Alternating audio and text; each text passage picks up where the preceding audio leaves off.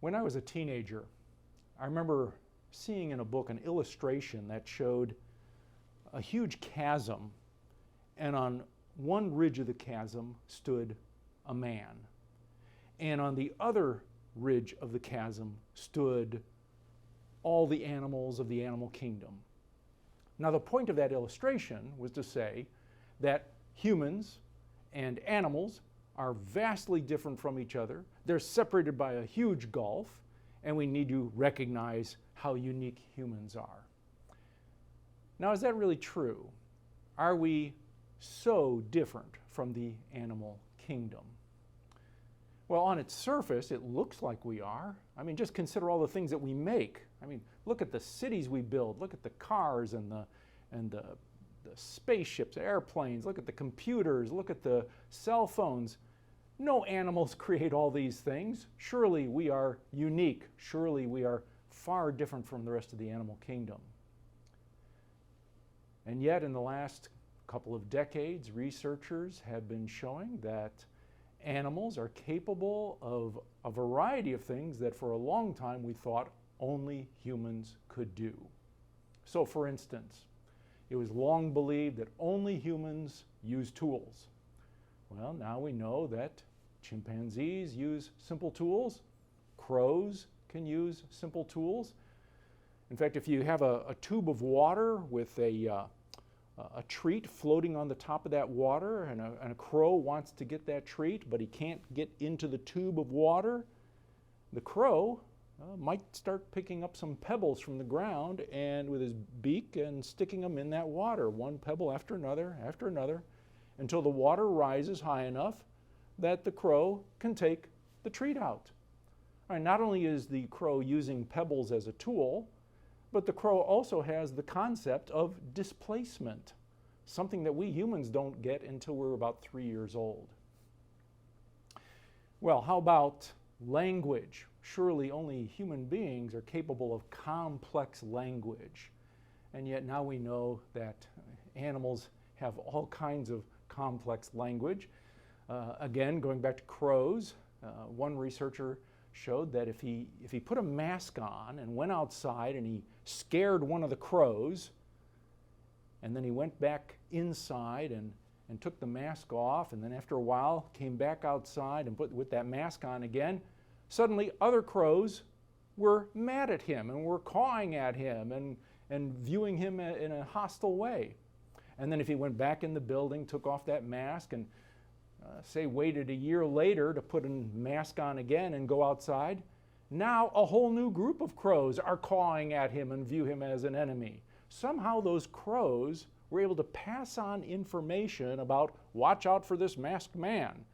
And they could identify him, and they could even pass on this information to the next generation of crows. We don't know how they do that.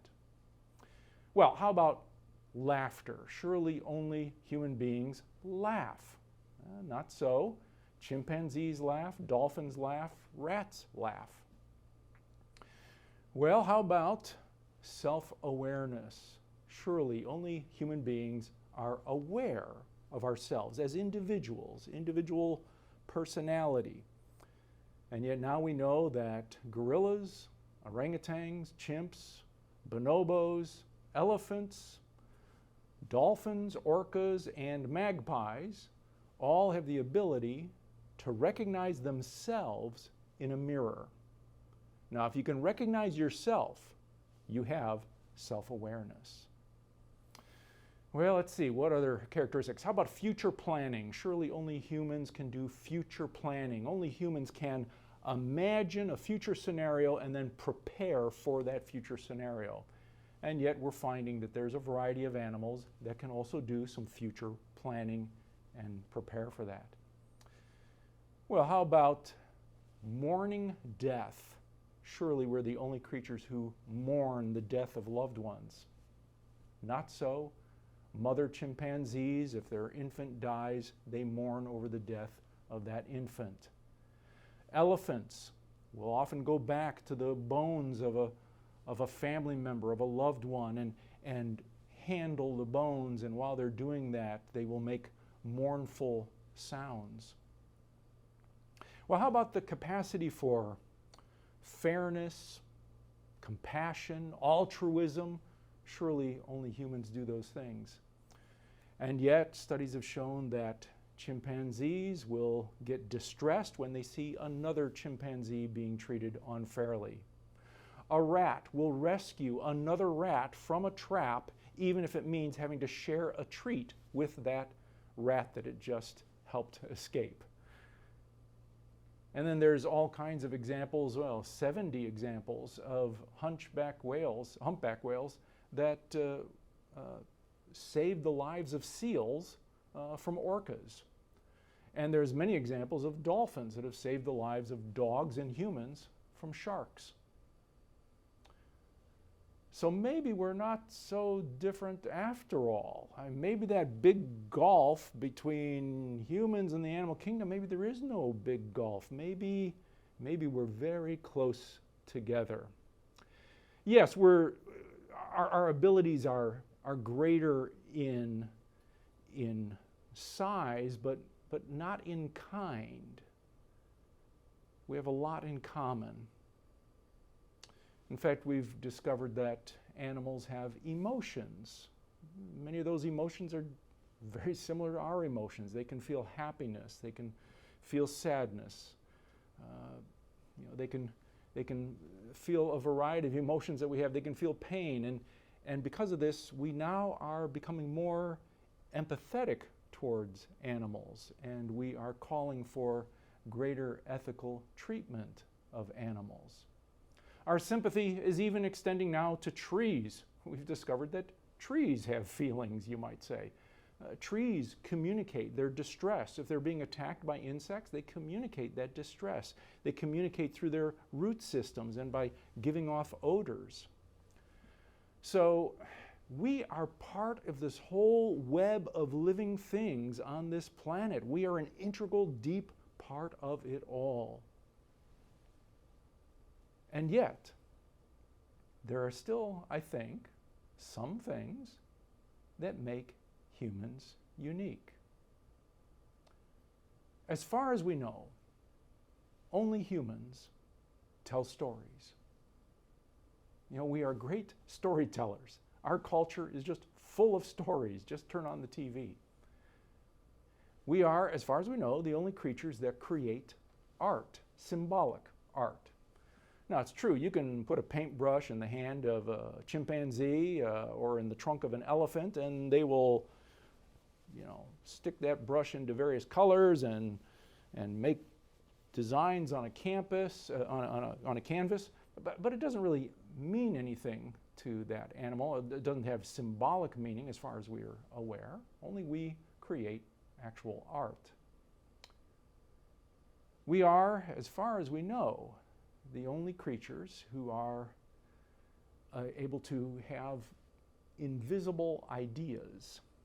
And by that I mean that we can hold concepts in our mind that do not have any physical existence. So for instance, as far as we know, only humans can think of the concept of justice or can think of the concept of God. We are also the only animal, as far as we know, that is aware of its own mortality. Each one of us knows we will die, and that has a profound effect on us. And then we do have one physical feature that so far we have not found in any other animal. Only humans blush. Mark Twain noted this a long time ago. He said, man is the only animal that blushes or needs to. And what is blushing? Blushing is a physical reaction to the feeling of embarrassment. It is a sense of a loss of personal value. Now, if you take all of these characteristics together, storytelling, art, invisible ideas, awareness of mortality, a sense of one's value, you put those all together, and what you get is spirituality. This is humanity's unique product. that we are not aware of anywhere in the animal kingdom: spirituality. We are the only creatures that look up in the night sky, look at all those stars, and we wonder. We're the only creatures that ponder the meaning of existence. Why does this exist? Why do I exist? We're the only ones who wonder about, what is my purpose in all of this? Do I have a purpose in all of this? No other creature does this. This is what the psalmist in Psalm 8 is talking about.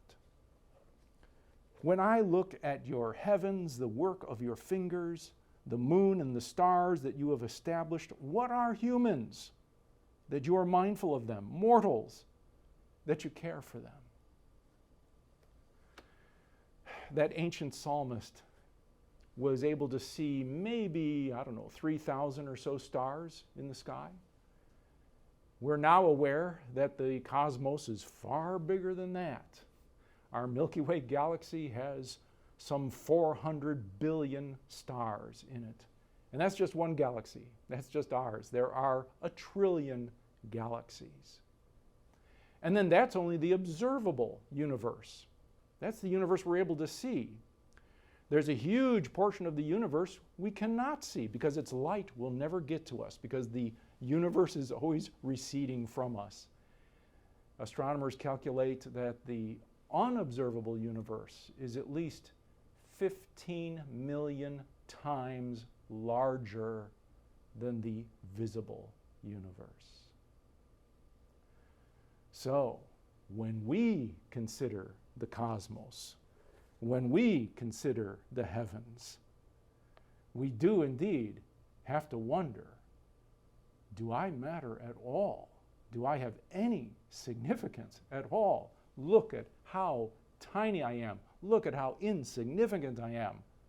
We also have this experience. It's hard to imagine that we could possibly have any meaning, any purpose. Yet, you have made them a little lower than God and crowned them with glory and honor. You know, in our skulls, within the grasp of our hand, there's about 3 pounds of pudding in there. And that 3 pounds of pudding has more complexity than all the movement of all the stars in all the galaxies in all the universe. We are a wonder. This is the great paradox of being a human being. On the one hand, we are absolutely insignificant compared to the rest of the cosmos. We are this infinitesimal, microscopic, and almost nothing in a vast trillions of oceans. And at the same time, we are an amazing wonder.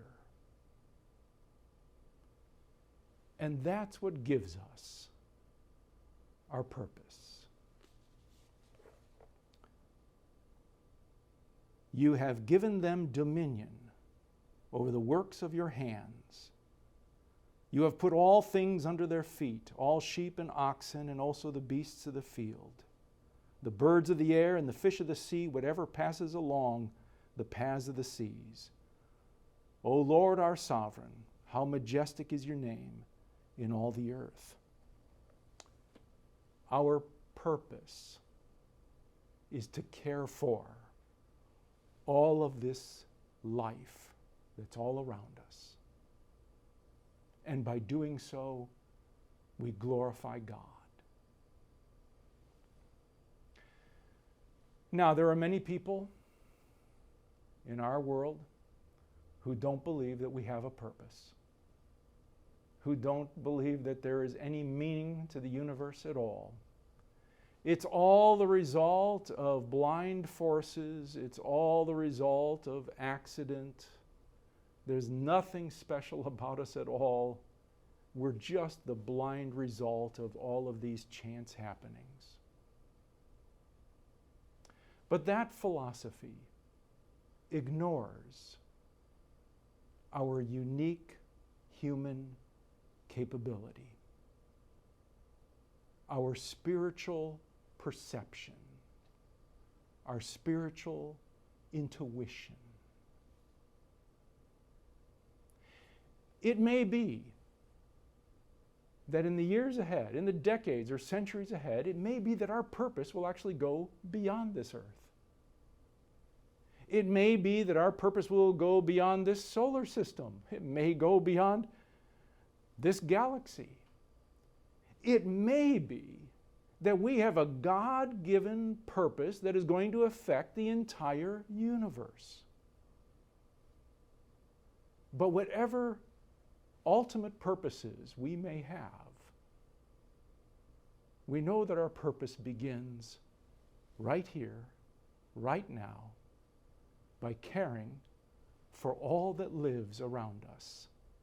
And by doing so, we are giving glory to God.